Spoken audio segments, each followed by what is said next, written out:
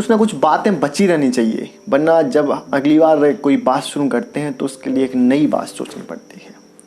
नमस्कार दोस्तों, मैं अनमोल दुबे और स्वागत है आपका हमारी खास कार्यक्रम किताब पे चर्चा अनमोल के साथ में। आज हम जिस उपन्यास की बात कर रहे हैं उसकी जो पंक्ति हैं जो मुझे बहुत पसंद आई, तो मैंने आपसे पहले शेयर कर ली। दोस्तों, आज हम बात कर रहे हैं दिव्य प्रकाश दुबे द्वारा नवीनतम रचित उपन्यास इब्न बतूती की। तो इब्न बतूती जो है एक जो माँ और बेटे के रिश्ते के ऊपर, एक नए रिश्ते के ऊपर आधारित कहानी है। एक कहानी आधारित है कि जब माँ 20 वर्ष की थी तब वो कैसी थी, इस पे आधारित कहानी है। इस कहानी के बारे में बात करूं उससे पहले हम थोड़ी सी इसके लेखक दिव्य प्रकाश द्विवेदी के बारे में बात कर लेते हैं, उनके बारे में थोड़ा जान लेते हैं। तो दिव्य प्रकाश द्विवेदी जो है वो नई वाली हिंदी के लेखक हैं। इसके अलावा भी उनकी 4 किताबें, जिसमें 2 उपन्यास और 2 कहानी संग्रह पाठकों के बीच में हैं। इसके अलावा दिव्य प्रकाश द्विवेदी लखपति लेखक में शामिल हैं और वो TDX एवं अन्य माध्यमों पर भी आते रहते हैं। और उनका एक जो विशेष कार्यक्रम है संडे वाली चिट्ठी, बहुत ही प्रसिद्ध कार्यक्रम, जिसे कई लोग देखते हैं, लाखों लोगों की संख्या है जो उसे पसंद करती है।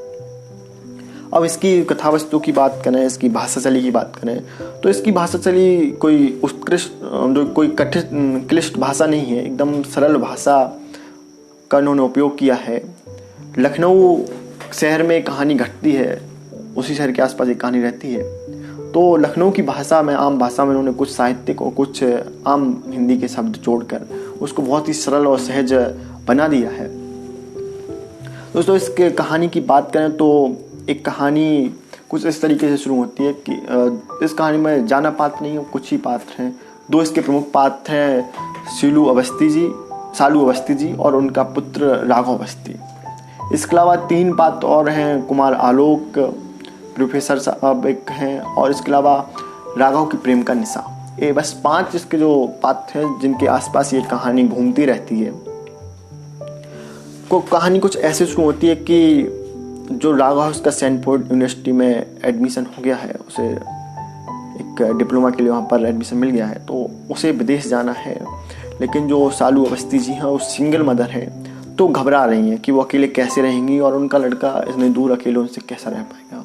तो इस कहानी में माँ की ममता भी दिखाई देती है, एक भय भी दिखाई देता है दोस्तों, क्योंकि जब हम, जो मानवता है, जो हम लोग का जीवन है, एकदम सतत चलने वाली प्रक्रिया है जो दिन ब दिन चलता रहता है।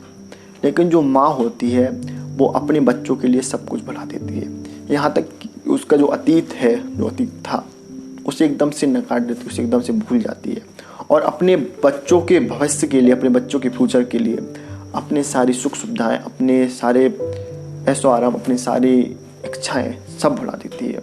ऐसा ही कुछ इसमें भी दिखाया गया है कि मिसेस सालू अवस्थी अपनी सारी अतीत को भुला देती हैं और अपने बेटे की, सिंगल मदर होने के बाद भी अपने बेटे की परवरिश में लग जाती हैं।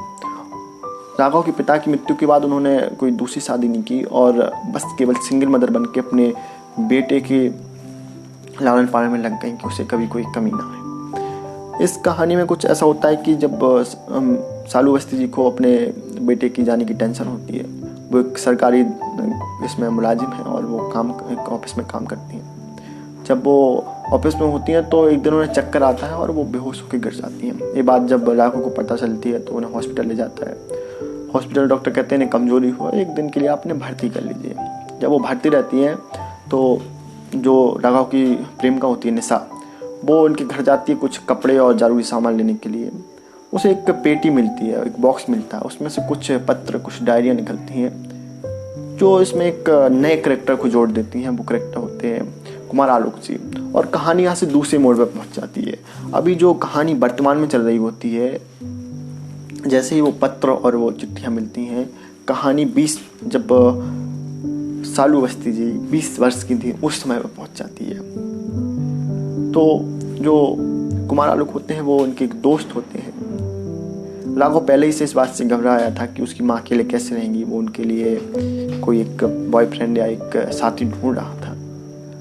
तभी उसे जब कुमार आलोक मिलते हैं, कुमार आलोक का नाम याद आता है, नाम मिलता है, तो उसे पता चलता है कुमार आलोक और उसकी माँ एक दूसरे दोनों प्रेमी थे, लेकिन कुछ कारणवश वो दोनों मिल नहीं पाए। तो कोशिश में लग जाता है किसी ना किसी प्रकार से अपनी माँ और कुमार आलोक को मिलाए, लेकिन वो बहुत कोशिश करता है और उन्हें नहीं मिला पाता है। अंत में वो दिन भी आ जाता है जब राघव अपनी माँ को छोड़ कर जा रहा होता है। तभी उसे एयरपोर्ट पर कुमार आलोक मिलते हैं और यहाँ पर एक कहानी ख़त्म हो जाती है। एकदम हैप्पी एंडिंग वाली कहानी अगर आप पढ़ना पसंद करते हैं तो बहुत अच्छी है। अब सवाल आता है कि हम एक किताब या आप एक किताब क्यों पढ़ें। तो इस किताब के पढ़ने के 2-3 जो प्रमुख कारण हैं वो ये हैं कि एक तो कि आप जानें कि माँ और बेटे का एक अलग से इसमें रिश्ता को दिखाया गया है, अलग तरीके से रिश्ते को दिखाया गया है। और मेन चीज़ ये क्या, एक लेखक दिव्य प्रकाश दुबे हमें अलग नज़रिए से देखने के लिए कहते हैं। एक नया वो है जो नज़रिया वो हमारे लिए डेवलप करते हैं कि माँ जब 20 वर्ष की तब कैसी थी। इसके अलावा अगर आप हैप्पी एंडिंग पढ़ना पसंद करते हैं तो एक किताब जरूर पढ़ें। अंत में दिव्य प्रकाश दुबे जी ने कुछ क्वेश्चन भी दिए हैं, जो क्वेश्चन आपको जिनका आंसर जरूर देना चाहिए। जिनमें से एक क्वेश्चन है कि मिसेस सालू अवस्थी को किसे चुनना चाहिए। तो इसका आंसर आप जरूर दें। और आज के लिए बस इतना ही। मिलते हैं अगले मंगलवार को। देखते रहिए आप लुक मीडिया। और हाँ, हमारे चैनल को लाइक सब्सक्राइब करना ना भूलें।